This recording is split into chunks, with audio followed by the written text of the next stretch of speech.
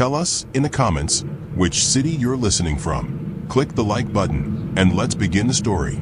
Ethan was 6 years old when his mother's hand slipped away from his in the darkness of the Chicago storm drains. It was February 2014, the kind of winter night that turns breath into fog and freezes tears before they can fall. His mother, Rachel, had been shaking, not from a cold, but from something else. Something that made her eyes look hollow and her movements jerky and wrong. "Stay here, baby," she had whispered, her voice cracking. "Mama needs to go get something. I'll be back in a few hours. Just a few hours. Stay right here where it's safe." Safe. The word echoed in the concrete tunnel as her footsteps faded up the metal ladder and back to the street above. Ethan sat on the cold ground, hugging his knees, watching the place where his mother had disappeared. He counted the seconds, then the minutes. Then he lost count. The storm drain was larger than he had expected. Not the narrow pipe he had seen in movies, but a massive concrete tunnel tall enough for an adult to stand in. Water trickled along a channel in the center, and the walls were covered in graffiti and strange markings he couldn't read. The sound was what frightened him most. Dripping water, distant echoes, scratching noises he couldn't identify.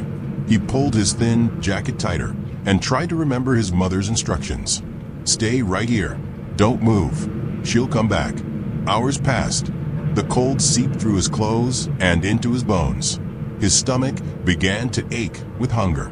He had not eaten since the morning, and even then it had only been a stale granola bar his mother had found in her purse. When he heard footsteps approaching from deeper in the tunnel, his first thought was relief. Mama came back, but the footsteps were wrong. Too heavy, too slow. A figure emerged from the shadows.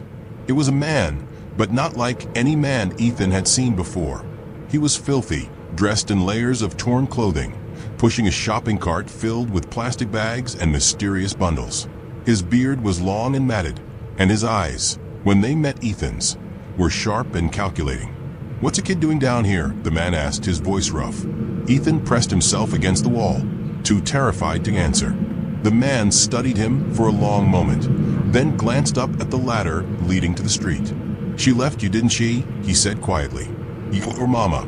She left you here." Ethan shook his head violently. "She's coming back. She said she's coming back." The man's expression softened in a way that was somehow worse than anger. "Yeah," he said. "They always say that." He pushed his cart past Ethan and continued down the tunnel. Before disappearing into the darkness, he called back over his shoulder. "There's a dry spot about 50 yards that way, under the grate. If you're still here when the rain starts, you'll want to be there. Water comes fast down here." Then he was gone. Ethan sat alone again, his mother's promise echoing in his mind. Just a few hours. He waited through the night. When morning light began filtering through the storm grates above, Ethan climbed the ladder and looked out at the street. Cars passed. People walked by with coffee cups and briefcases. No one looked down. No one saw him. He climbed back down and waited. One day became two. 2 days became a week. Ethan learned that the man with the shopping cart had been telling the truth about the rain. When the storm came, water roared through the tunnels with terrifying force. He barely made it to the dry spot in time, a raised platform beneath a large grate where rainwater couldn't reach. He also learned that he was not alone in the storm drains. There were others, people who lived in the shadows beneath Chicago, adults who had fallen through every crack in the system, teenagers who had run from homes more dangerous than the streets, and children, always children. Some stayed for days, some stayed for years. The first person who spoke to Ethan with genuine kindness was a woman named Diane. She was probably 40, but life in the tunnels had aged her into something ancient. She appeared one morning carrying a plastic bag filled with food, bread, canned soup, apples that were only slightly bruised. "You're new," she said, sitting down beside him. "How long you been down here?" 9 days, Ethan whispered. "My mama's coming back." Diane didn't argue. She just opened a can of soup and handed it to him. "What's your name?" "Ethan." "I'm Diane." "You eat this, Ethan." You need to keep your strength up." The soup was cold, but it was the first real food he had eaten in days. He devoured it while Diane watched with sad eyes. "Listen to me, Ethan," she said when he finished.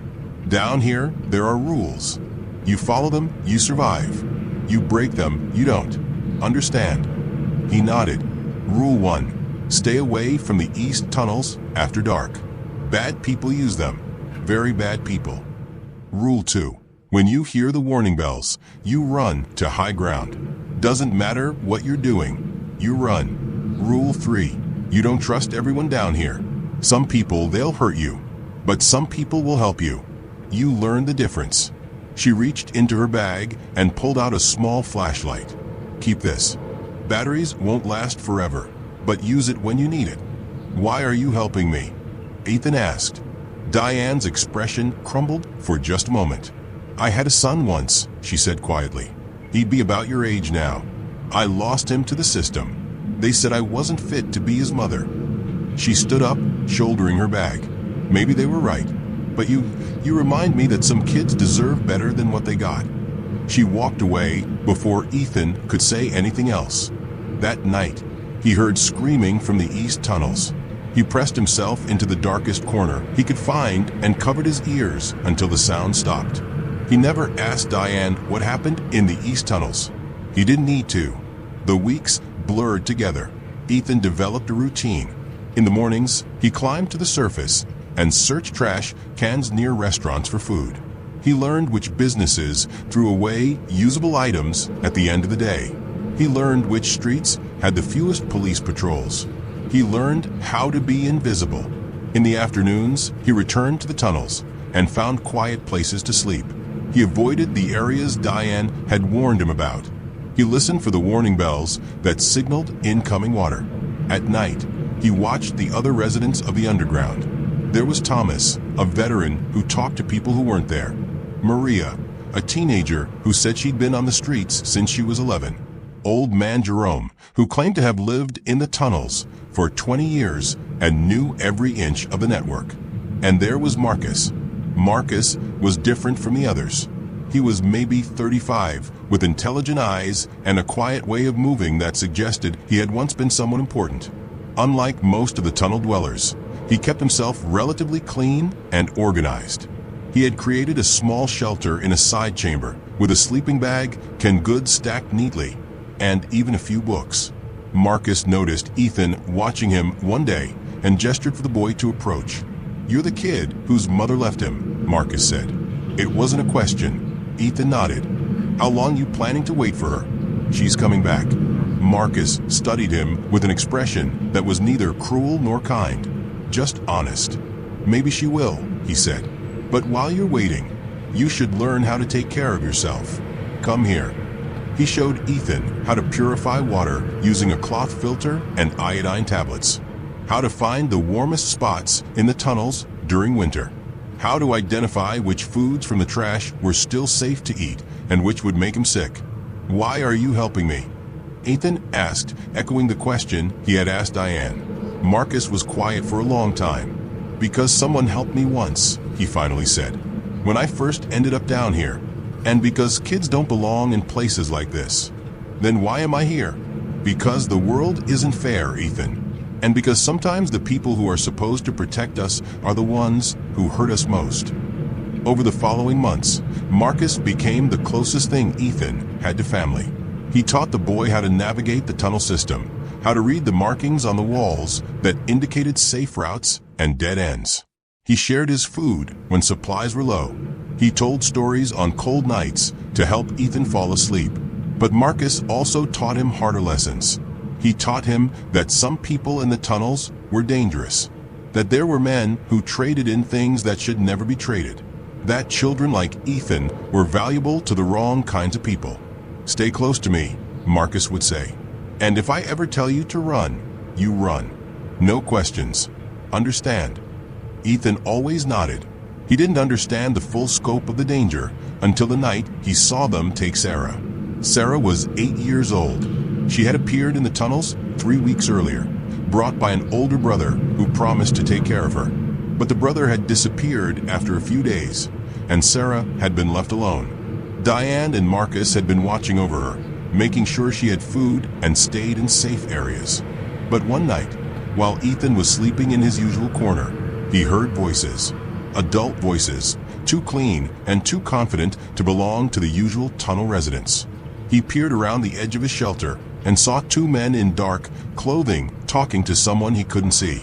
Between them stood Sarah, looking small and terrified. "The client wants them young," one of the men was saying.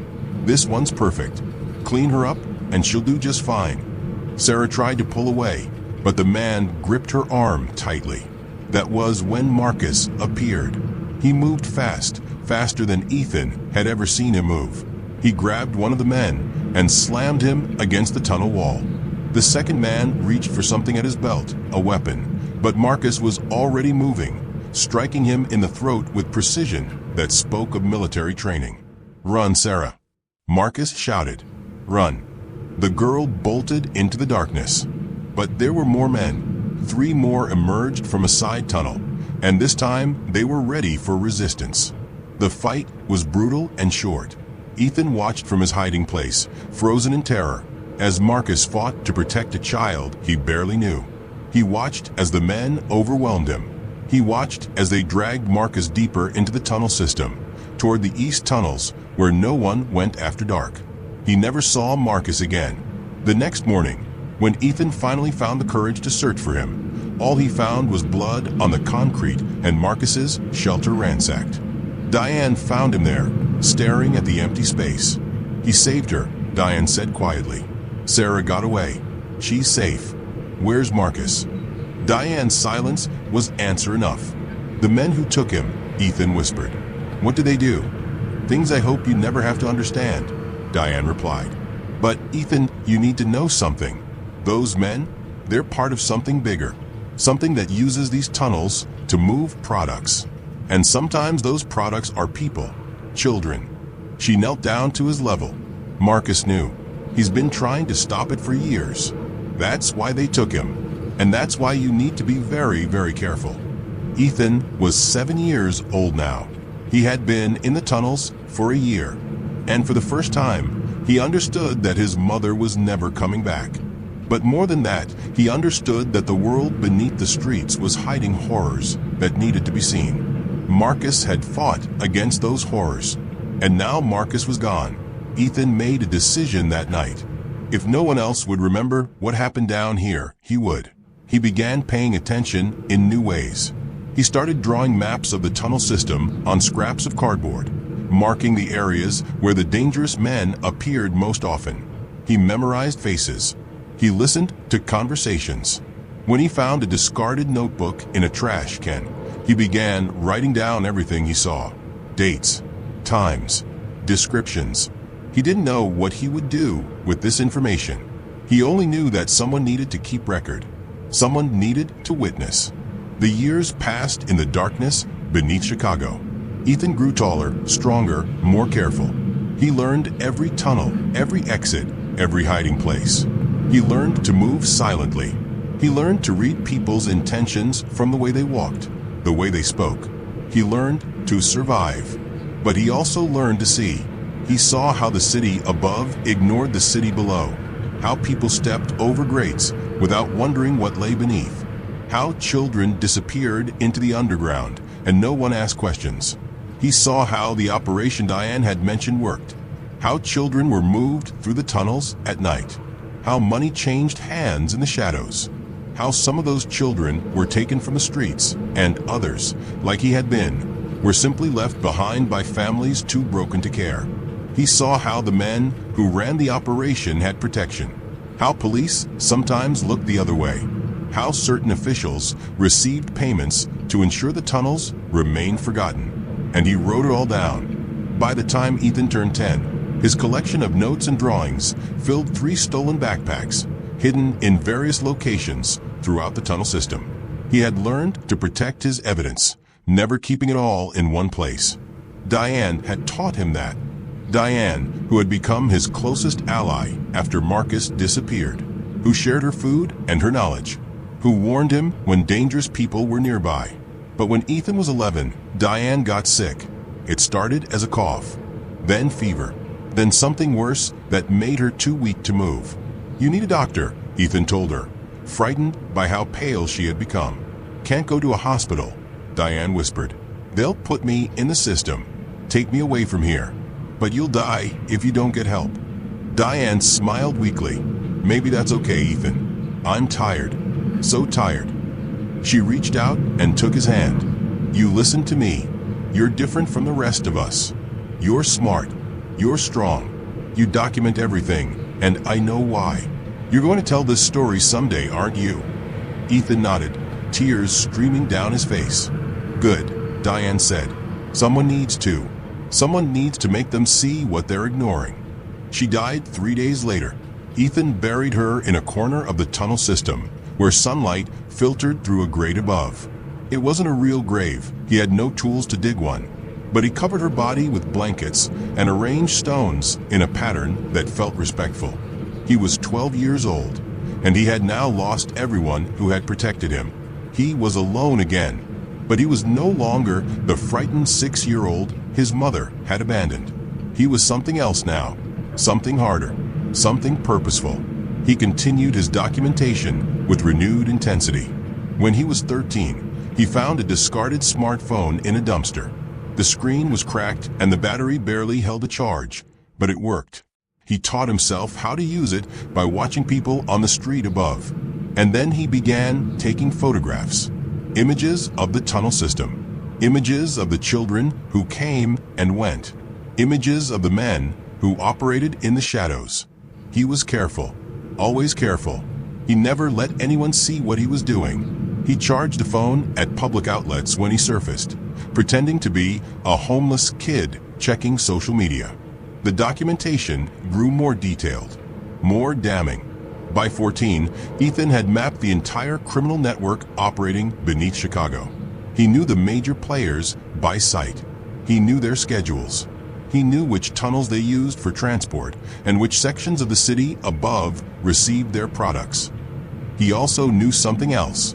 The operation wasn't limited to Chicago. There were connections to other cities. New York, Los Angeles, Detroit, anywhere with extensive storm drain systems and large populations of forgotten people. This was bigger than he had ever imagined. At 15, Ethan made his first attempt to expose what he had discovered. He left a package at the office of the Chicago Tribune, printed photographs, maps, written testimonies. Everything he had collected over 9 years. He waited. Nothing happened. No investigation. No news coverage. Nothing. He tried again with a local television station. Again, nothing. He couldn't understand it at first. How could evidence this compelling be ignored? Then he overheard a conversation between two of the men who operated in the tunnels. They were laughing about a reporter who had tried to investigate them. "Don't worry about it," one said. "We got people at every level. Story's dead before it starts." The other laughed. "Helps to have a captain on the payroll." Ethan understood then. The protection ran deeper than he'd thought. These weren't just random criminals. They had built relationships with people in power, people who benefited from keeping the tunnels and their secrets hidden. If he was going to expose this, he needed to go higher. He needed someone who couldn't be bought. The winter Ethan turned 16, everything changed. A new family appeared in the tunnels. A mother and 2 small children, a boy about 5 and a girl about 7. The mother's name was Jennifer. She had the same hollow-eyed look Ethan remembered from his own mother. Addiction had carved her face into something gaunt and desperate. The children, Tyler and Emma, reminded Ethan painfully of himself at that age. Frightened, confused, still believing their mother when she promised things would get better. Ethan watched them for several days before approaching. "How long have you been down here?" he asked Jennifer one morning. She startled, pulling her children closer. "Just a few days," she said defensively. "We're waiting for my check to clear. Then we're getting an apartment." The lie was familiar. Ethan looked at Tyler and Emma. "The kids need food," he said. "I know where to find some." "Say food." Jennifer hesitated, then nodded. Over the following weeks, Ethan helped the family survive. He brought them food. He showed them the safest places to sleep. He warned them about the dangerous areas. But he also watched with growing horror as Jennifer's addiction worsened. She began leaving the children alone for longer periods. She made dangerous deals to feed her habit. And then the men noticed Emma. Ethan saw it happening. The same pattern he had seen dozens of times before. The men approaching. The mother too desperate or too high to refuse their offers. The money changing hands. He couldn't let it happen again. The night they came for Emma, Ethan was ready. He had positioned himself between the child and the approaching men. When they ordered him to move, he refused. "You're making a mistake, kid," one of them said. "Walk away." "No." The man stepped closer, and Ethan saw the knife in his hand. "I said move." Ethan raised the smartphone he had been hiding. "I've been documenting everything you do down here for 10 years, he said. His voice steady despite his fear. "Every face, every transaction, every child you've taken, and I've uploaded it all to a cloud server. If anything happens to me, it goes public automatically." He was bluffing about the automatic upload. He barely understood cloud servers, but his voice carried conviction. The men exchanged glances. "You're lying." Ethan pulled up photograph after photograph on the phone. Images of their faces, time-stamped, detailed. "Try me," he said. There was a long, tense moment. Then the men backed away. "This isn't over," one of them said. But they left Emma alone that night.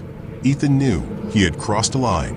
He had made himself a target, but he had also discovered his leverage.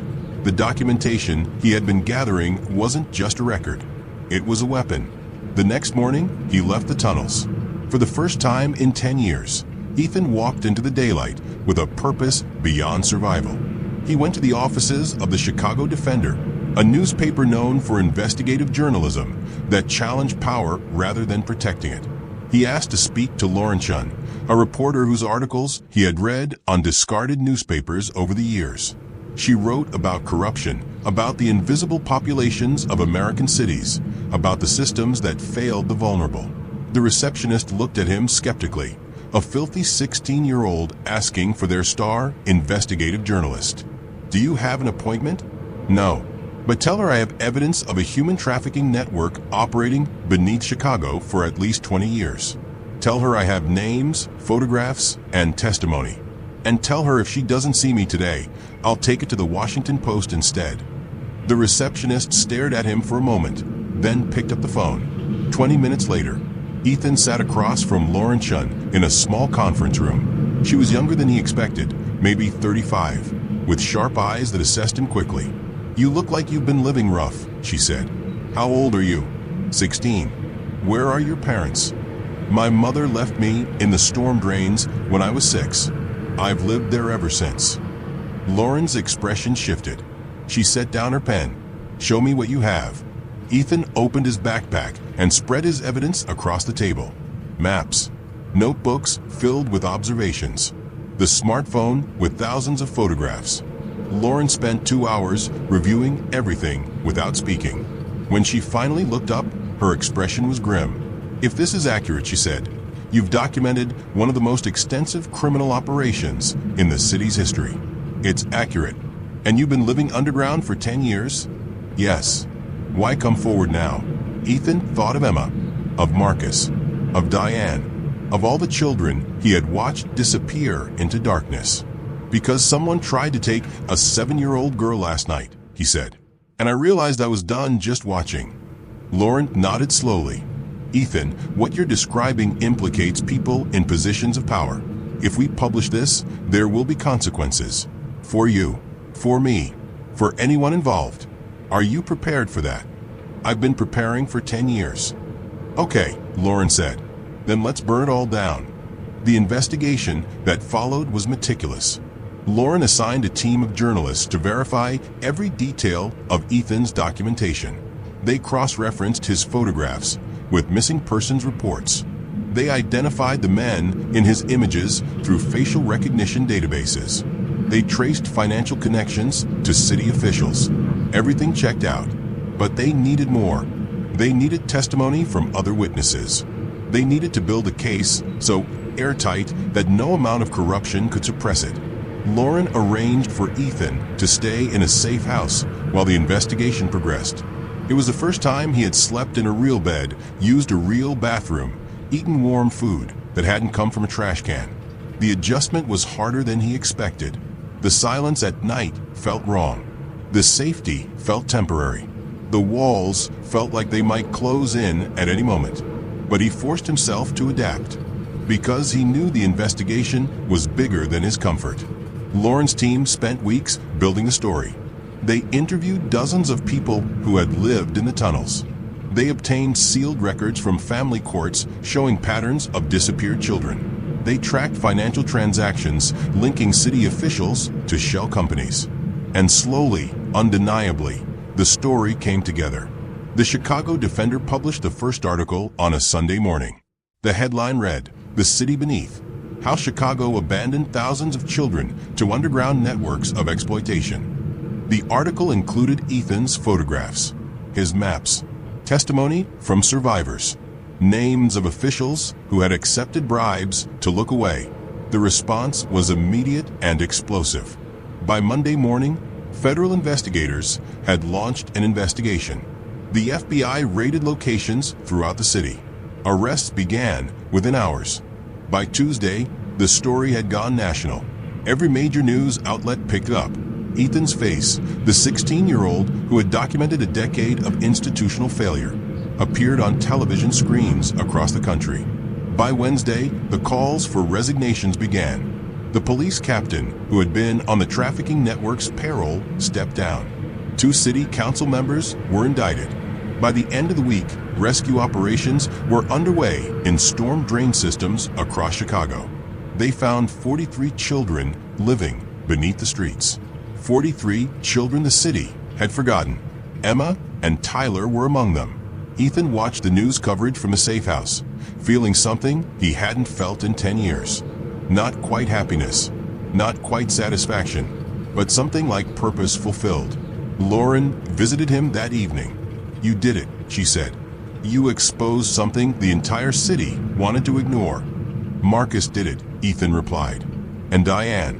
And everyone who tried to protect us. I just wrote it down." "You were 6 years old when this started," Lauren said quietly. "And you decided that what happened to you mattered. That what happened to other children mattered. That's not just documentation, Ethan. That's courage." Ethan didn't feel particularly courageous. He felt tired. "What happens now?" he asked. "Now the real work begins," Lauren said. "Legal cases, policy reform, making sure the children who were rescued have actual support systems." She paused. "And we need to find out what happened to your mother." Ethan had been trying not to think about that, but he knew it was inevitable. Lauren's team had been trying to locate Rachel for weeks as part of their background research. They finally found her in a rehabilitation center in Gary, Indiana. She had been clean for 3 months. When Lauren told Ethan, he felt nothing at first. Then anger. Then something more complicated that he couldn't name. "Does she know," he asked, "about me? About what I've been through?" "She knows you're alive," Lauren said. "And she knows you're the one who exposed the trafficking network." She asked if you would be willing to see her. Ethan stared out the window of the safe house. "I don't know what I would say to her." "You don't have to decide now." But 3 days later, Ethan found himself in a visiting room at the rehabilitation center, sitting across from a woman he barely recognized. Rachel looked older than he remembered, thinner. The beauty that had been buried beneath addiction was starting to resurface, but her eyes carried a weight that hadn't been there before. She cried when she saw him. "Ethan," she whispered. "Oh my God, Ethan." He didn't cry. He just watched her. "I'm sorry," she said, the words breaking apart. "I'm so sorry. I was sick. I was so sick. And I thought if I just left you somewhere safe for a few hours, I could get what I needed and come back and everything would be okay." "The storm drains aren't safe," Ethan said quietly. I know that now. I knew it then, but I wasn't thinking clearly. And when I went back, when I finally got myself together enough to go back, you were gone." "You waited 3 days," Ethan said. He knew. He had counted. Rachel buried her face in her hands. "I know. I have no excuse. I destroyed your life." "No," Ethan said, and his voice was harder than he intended. "You didn't destroy my life. You abandoned me. But I built a life anyway. I survived. I found people who cared about me. And I did something that mattered." He leaned forward. "You don't get credit for that.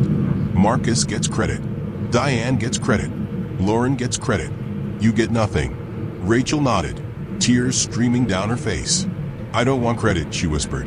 I just want you to know that I think about you every day. That I hate myself for what I did. That if I could take it back." "But you can't," Ethan interrupted. "So what do you want from me?" "Nothing," Rachel said. "I don't deserve anything from you. I just wanted to see you. To know you're okay. To tell you I'm sorry." They sat in silence for a long time. Finally, Ethan spoke. "I don't forgive you," he said. "I don't know if I ever will. But I don't hate you either. I just don't feel anything about you anymore." Rachel's face crumpled, but she nodded. "I understand." Ethan stood up to leave. At the door, he paused. "I hope you stay clean," he said without turning around. "Not for me, but for whoever's life you might destroy next if you don't." Then he walked out. He never saw his mother again. The months that followed were a blur of legal proceedings and media attention. The trafficking network that had operated beneath Chicago for decades was systematically dismantled. 17 men were arrested. 5 city officials were charged with corruption. The children who had been rescued were placed in protective custody, while social workers attempted to reconnect them with families or find appropriate foster placements. Emma and Tyler were reunited with their father, who had been searching for them for months after Jennifer disappeared into addiction. He cried when he saw them. He held them like he would never let go. Ethan helped where he could, providing testimony for the legal cases, consulting with the journalists who continued investigating related stories in other cities. But mostly, he tried to figure out who he was now. For 10 years, his entire existence had been defined by survival and documentation.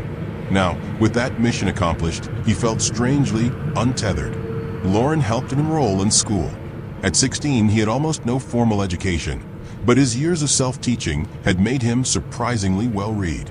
He tested at an 11th grade level in most subjects. The adjustment to normal teenage life was impossible. He could relate to kids his age who worried about homework and dating and college applications. Their concerns felt trivial compared to what he had lived through. But he also couldn't stay in the victim role forever. One day, during a therapy session arranged by Lauren, the counselor asked him a question that changed his perspective. "Ethan, you spent 10 years witnessing and documenting. What do you want to do now that people are finally listening?" He thought about it for a long time. "I want to make sure it doesn't happen again," he finally said. "To anyone, anywhere." That became his new mission. At 17, Ethan began working with advocacy organizations focused on homeless youth. He spoke at conferences about the invisible populations living beneath American cities. He consulted with city planning departments about how to make support services actually accessible to people who had fallen through every institutional crack. He finished high school through an accelerated program and started college a year later, studying social work and public policy. The media interest eventually faded. News stories captured the public's attention, but the structural changes Ethan had helped initiate continued. Chicago implemented new protocols for monitoring its storm drain systems. Federal funding was allocated for programs specifically targeting homeless children. Laws were strengthened around human trafficking. It wasn't perfect. It was never going to be perfect. But it was better than the invisible suffering he had witnessed for 10 years. On the 10th anniversary of his mother leaving him in the storm drains, Ethan returned to the tunnel where it had all begun. It looked smaller than he remembered, less frightening. The graffiti had been cleaned, and the city had installed better lighting as part of its reform efforts. But standing there, he could still feel the ghost of that 6-year-old boy, waiting in the dark for a mother who would never return. "I survived," Ethan said quietly to that ghost. "We survived." He placed a small memorial near the spot where Diane had died. just a plaque with her name and the words, "She helped when no one else would." Then he climbed back up to the street, into the sunlight, and didn't look back. Ethan's story didn't end with rescue. It ended with the understanding that some people are forced to become witnesses to horrors the world would rather ignore. And sometimes, when those witnesses find the courage to speak, the world has no choice but to listen. He had been 6 years old when his mother left him in the darkness. He was 26 now, a social worker with a master's degree, running a nonprofit dedicated to supporting homeless youth. He had relationships, friends, a small apartment with windows that let in natural light. But he never forgot where he came from. Every week, he volunteered at shelters. Every month, he visited the tunnel systems with outreach teams. Every year, he spoke to a new group of legislators about the children still falling through the cracks. Because he knew something most people didn't. The world beneath the streets still exists. The forgotten people still huddle in the darkness. And the only difference between visibility and invisibility is whether anyone chooses to look down. Ethan chose to look, and he made sure the rest of the world did too.